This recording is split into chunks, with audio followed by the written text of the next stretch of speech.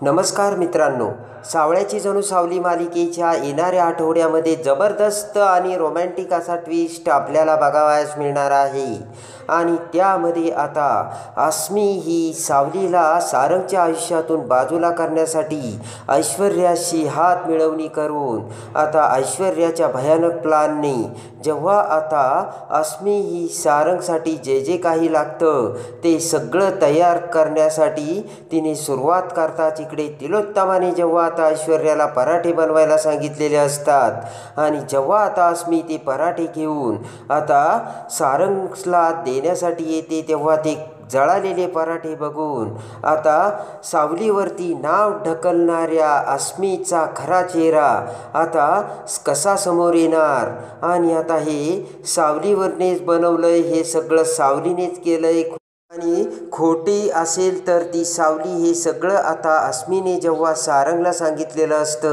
आणि त्याच वेळेस आता हे खरं कोण आणि खोटं कोण ठरवण्यासाठी सारंग जेव्हा आता सावलीला अस्मी खोटं बोलती याचे पुरावे आणण्यासाठी सांगतो आणि अस्मीला जर हे सावलीने केलं तर ते तू सिद्ध करून दाखव हे आता अस्मीला सांगतो. तेव्हा आता सारंगने इनडायरेक्टपणे सावलीची बाजू घेऊन आता सावली ही पराठे हे दुसरे तिसरे कोणी नसून ते आता अस्मीनेच जाळले आणि अस्मीनेच खराब केले. पुराव्यासकट कसे सारंग समोर आणते आणि सगळ्यात मोठा पुरावा आता जेव्हा सावली ही सारंगला दाखवते त्याच वेळेस आता सारंग हा सावलीला खऱ्याच्या पारड्यात तोलतो आणि अस्मीचा खोटारडा चेहरा समोर आणून तिलोत्तमाला सारंग आता कोणते भयानक सत्य सांगतो हे या व्हिडिओमध्ये आपल्याला बघावयास मिळणार आहे. त्यामध्ये आता सारंगच्या आयुष्यात पुन्हा पहिल्यासारखे प्रेमाचे स्थान मिळवण्यासाठी अस्मी ही एकावर एक भयानक प्लान करून सारंगच्या जवळ जाण्याचा प्रयत्न करत असते. आणि इकडे आता सावली ही अजून आता रियालिटी शोमधून आली नसल्यामुळे सारंगची काळजी लागून राहिलेली असते.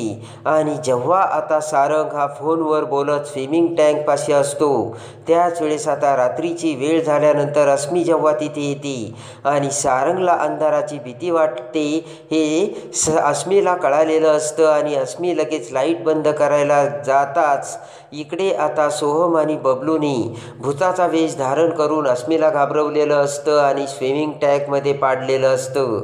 पाण्यात डुबत आता अस्मीची चांगलीच आता फटफजिती करून सोहम आणि बबलूने अस्मीला जन्माची अद्दल घडवलेली असते.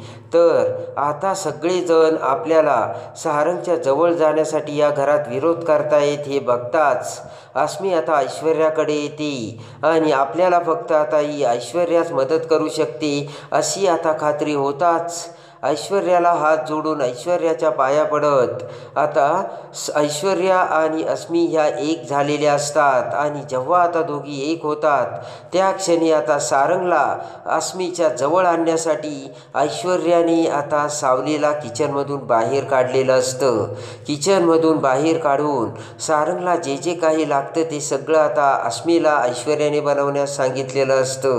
जेव्हा आता अस्मी सारंगला कॉफी घेऊन जाते त्याच वेळेस आता सारंगने ती कॉफी घेतलेली तर असते पण ती कॉफी सावलीच्या हातची असल्याचे आता सारंगने ओळखलेले असते. आणि जेव्हा आता अस्मी कॉफी देऊन तिथून जात असते तेव्हा तिलोत्तमा आता अस्मीला बोलावते आणि आता आपल्याला जर या मुलीला घराबाहेर काढायचं असेल तर काहीही करून अस्मीला सारंगच्या आयुष्यात इन केलंच पाहिजे आणि त्यासाठी अस्मीला मोलाचा कान मंत्र आता तिलोत्तमाने दिलेला असतो आणि तो म्हणजे जर पुरुषाच्या हृदयापर्यंत पोहोचायचा असेल तर त्याचा मार्ग पुरुषाच्या पोटातून जातो आणि त्यासाठी तुला सारंगसाठी आवडीचे पदार्थ वेगवेगळे दररोज करावे लागून ते सारंगला खायला द्यावे लागणार आहे. आणि सारंगला खायला देऊन आता सारंगच्या मनावरती तुला राज्य करावं लागेल हे आता इकडे लगेचच तिलोत्तमाने अस्मीला सांगितलेले असते. आणि त्यासाठी आता ब्रेकफास्ट हा लगेच तयार करायला सांगितलेला असतो. इकडे आता आणि आता मात्र इकडे अस्मी जेव्हा आता किचनमध्ये जाते त्यावेळेस पराठे कसे बनवायचे हे अस्मीला माहीत नसतं. तरीसुद्धा मोबाईलमध्ये रेसिपी बघून आता अस्मी त्याप्रमाणे आता पराठे बनवू लागते. इकडे मात्र सावलीला आता अस्मीने किचनमध्ये येण्याची परवानगी आता सावलीची काढून घेतलेली असते. आणि आता ऐश्वर्याने सावलीला सखदेवसोबत काम करून फरची पुसणे, भांडी घासणे आणि कपडा सगळे काही धुणे हे सगळं बाहेरचं काम दिलेलं असतं. आणि त्यामुळे आता सावली ही सकाळीच उठून बाहेर फरची पुसायला लागलेली असते. आणि त्याच वेळेस आता इकडे चंद्रकांत हा तिलोत्तमासमोर तिथे बसलेला असतो. आणि बरोबर आता 7 वाजता फरची पुसायचं काम सावलीने सुरू केलेलं असतं.